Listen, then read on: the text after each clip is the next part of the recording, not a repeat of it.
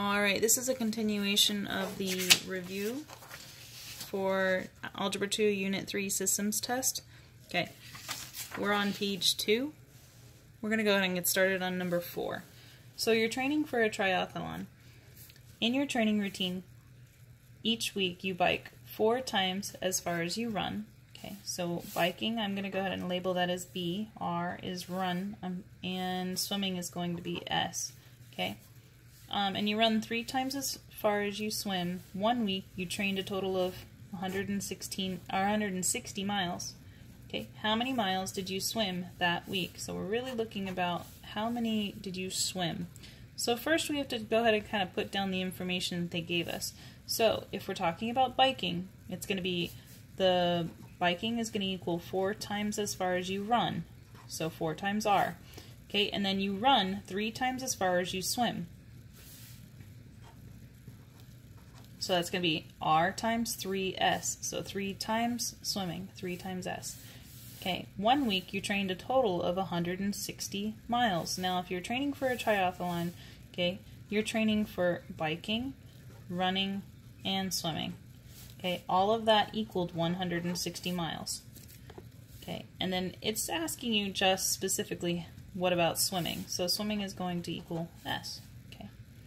Now let's go ahead and identify some of these equations we are already given. Let's go ahead and substitute them back into this main equation we already have. Biking plus running plus swimming equals 160 miles. So biking is really 4 times the amount that we're running. Okay, plus running, we can say is 3 times as much as you swim, so 3S plus S equals 160. We're still not there though because of the R's is still identified. In order to solve this out, we want one variable itself. Okay, so here we have running is 3S.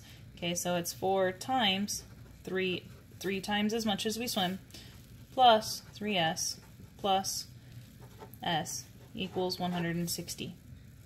Okay, now 4 times 3, that gives us 12 times the amount that we swim, plus 3 times the amount that we swim, plus S equals 160. We're going to go ahead and combine like terms. Okay, so that's going to be 12 plus 3, which is 15, plus 1, which is 16. So that's 16 equals 160. Divide by 16.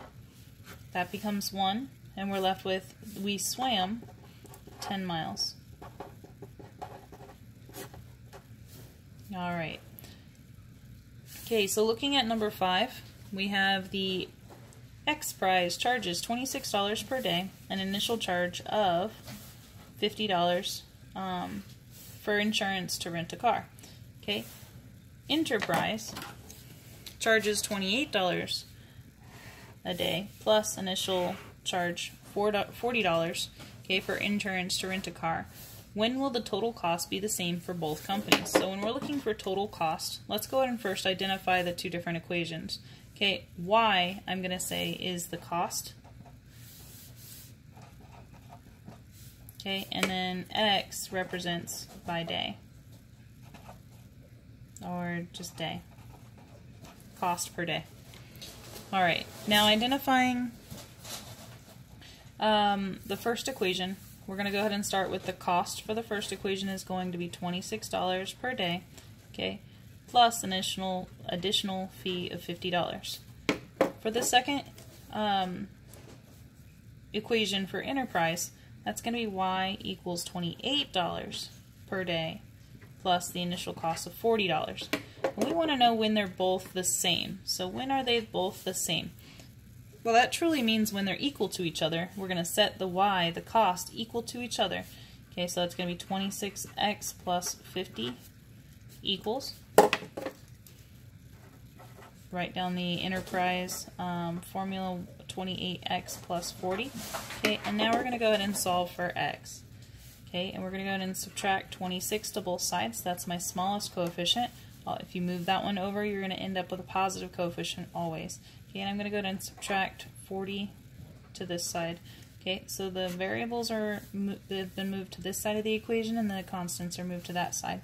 So 50 minus 40 is just 10, equals 28 minus 26x, which is just going to be positive 2x. Okay, and 40 minus 40, which is going to be 0. Now the next step is we're going to go ahead and isolate the variable. So we're going to divide both sides by 2. Okay, 2 divided by 2 is 1, so that simplifies, and we're left with 5 equals x. Okay, so x represents the cost per day. Okay, and we're going to say that in 5 days, the cost will be the same. All right, so let's go ahead and take a look at number 6.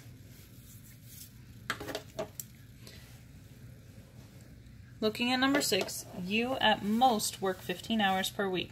Now, whenever you see this word at most or at least or anything like that, ask yourself these questions. Can you work 14 hours? Okay, or can you work 16 hours? In this case, you can work at most 15 hours, and it is okay to work 14, but it is not okay to work 16. So right there, it tells you that it's going to be less than or equal to. And it is also okay to work 15, because at most you can work 15 hours. So 15 is okay. All right, you need to earn at least $84, okay, to cover the cost of the Taylor Swift tickets. Your babysitting job pays $8.50 an hour, and a house cleaning job pays $7 per hour. Okay, so our first equation or inequality, we're going to go ahead and set it up as hours. Okay, now we've got two variables here. We're talking about babysitting and house cleaning. So babysitting, the hours that we work with babysitting plus the hours that we house clean cannot exceed, okay, 15 hours. So if B plus H is less than or equal to 15. Okay, now our another equation is going to talk about the money that we earn. Okay, so when we babysit, we have $8.50 that we earn each hour, plus the amount that we earn each hour for house cleaning is $7. So that's going to end up being, and back to this at least, we want to make $84. Is it okay if we make 85? Yes. Is it okay if we make 80? Okay, no, because then we won't be able to go see the Taylor Swift concert. Okay, so that's going to be greater than or equal to. So this would be the setup for the two inequalities, and that's as far as we needed to go. Alright, so let's go ahead and take a look at number 7. Okay, number 7 states that solve the following any systems using substitution or elimination. Okay, now for this equation, okay, notice how we already have the first one set up as y equals, and it's an x squared. So if we have x squared, we can set it up and eliminate y's. That's fine. Okay, but let's go ahead and solve for y, and we're going to go ahead and substitute it back in for the other inequality, our equation. So we're going to add 1 to both sides, and we're left with y equals negative 2x plus 1. And I'm going to go ahead and substitute that back in right here to the first equation, which is actually a quadratic. Okay, so we're going to end up with negative 2x plus 1 equals, so instead of y I have negative 2x plus 1, okay, x squared plus 2x plus 5. Alright, now the next step is we're going to go ahead and move these to the other side where the x squared is. We're going to leave that positive by leaving it where it is, and we're going to add 2x to both sides. This simplifies down to 0, and we're left with x squared plus 4x, okay, plus 4. Now at this point, since we have a quadratic and we need to solve for what x is, I'm going to go ahead and factor that. So I'm going to set it up as 4, so 1 times 4 is 4, and then we end up with our middle term, which is 4. Okay, and then we're going to end up finding the two factors that multiply to give me 4 but add up to give me 4. This one's easy, it's just 2 and 2. So I'm going to bring that down. So we have x plus 2, x plus 2, okay, and I'm going to set both of those equal to 0, which, since they're the same, okay, we can just go ahead and subtract the 2 over to the other side, and x will just equal negative 2. Okay, so I know x equals negative 2, but I do not know, whoop, I was about ready to write x. I do not know what y is, so we're going to actually plug that back into the linear equation here. So that's going to be minus 1, okay, plus y equals negative 2x, but instead of x we have negative 2. So we're left with negative 1 plus y equals negative 4, and I'm going to add the 1 over to the other side, so I'm left with y equals negative 3. So my ordered pair is negative 2, negative 3. That looks a little funny, but negative 2, negative 3 would be the solution. Hold on. Oops, I'm sorry, I had a typo here. Negative 2 times negative 2 is going to give you a positive 4. A positive 4 plus 1 is really going to give you 5. Positive 5. So that should be a positive 5. Okay, and that looks like a mess, so I'm going to go ahead and rewrite it over here. So negative 2, positive 5. Okay, and our method for solving this one was substitution.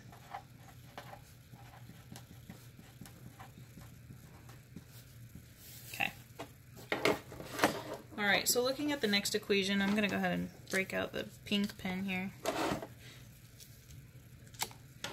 The next one for B is I'm going to go ahead and take a look and see if there's one of these, since they're already lined up and they're both in standard form, I want to see if I can eliminate one of the variables very quickly. And I can. Look at x. The coefficient is 1 for both of them, but I just need one of them to be negative. So I'm going to go ahead and transform this first equation by multiplying it by 1. Our negative 1, and that's going to end up being negative x plus 2y equals positive 2. Alright, now let's go ahead and combine this second equation and the one we just transformed, which was originally the first one. Okay, and we're going to go ahead and see what our new equation will be. So x minus x is going to give us 0. Okay, so that simplifies down, and we're left with 5y equals 15. I'm going to divide both sides by 5, and I'm left with y equals 3. So if I know that the y is 3, I need to find the x value, which I'm going to go ahead and substitute it back in. This time I'm going to pick the second equation. So I don't know what x is just yet, okay, but I'm going to go ahead and plug in y is 3 equals 13. Okay. So then 3 times 3 is 9. Subtract the 9 to both sides, and I'm left with x equals positive 4, and we're done. So we have positive 4 and 3 for our solution set. Okay, and the method for solving this one was through elimination.